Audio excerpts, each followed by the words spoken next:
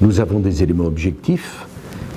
Le vieillissement de la population, un lycéen sur deux d'aujourd'hui sera centenaire. Les attentes immenses du progrès technique pour soulager des souffrances et trouver des solutions aux maladies. Le changement de nos compatriotes par rapport à l'idée même de la maladie et de la souffrance, les exigences de progrès et de confort des médecins. En bref, on va vivre plus longtemps, on va vivre plus vieux, donc ça va coûter plus d'argent. La santé, c'est une priorité, c'est notre premier patrimoine. Il faut rendre de nouveau attractif la profession de médecin, sur toutes ses formes. Il faut rendre du temps médical aux médecins. 15% de leur temps, c'est aujourd'hui de la paperasserie totalement inutile. Et sans doute, il faut revaloriser la rémunération de la fonction de médecin en la diversifiant.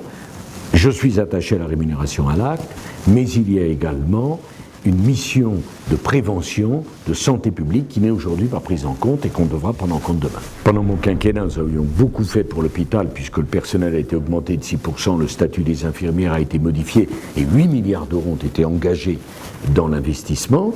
Le pari que nous voudrions faire, c'est le pari de l'autonomie. Je voudrais faire pour les hôpitaux ce que nous avons fait pour les universités, rendre de la liberté aux acteurs de la santé, ça me paraît essentiel. L'autonomie, ça voudra dire le choix des spécialités, le choix des patients, le choix du nombre de lits, y compris la liberté de discuter heures de travail différenciées dans le cadre de son hôpital.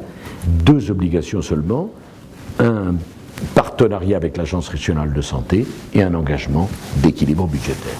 Je crois aux avis scientifiques, je crois à l'évaluation, et d'ailleurs l'une des raisons qui fait que je suis attaché à l'hospitalisation privée, c'est que c'est aussi une façon de faire du benchmarking. Le benchmarking, c'est pas simplement avec l'étranger, c'est aussi avec la France.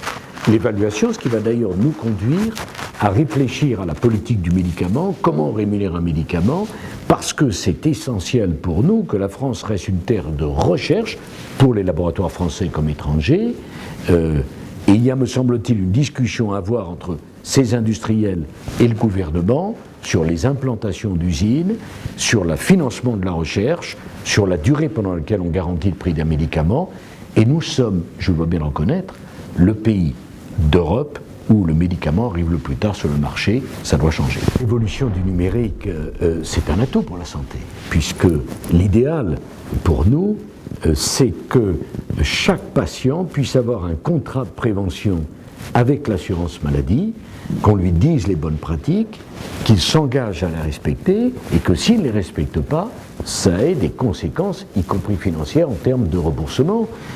Je crois aussi beaucoup au progrès de la médecine, la télémédecine, parce que tout le monde ne peut pas avoir un CHU à côté de chez lui, ça aide au diagnostic, la formation continue des médecins.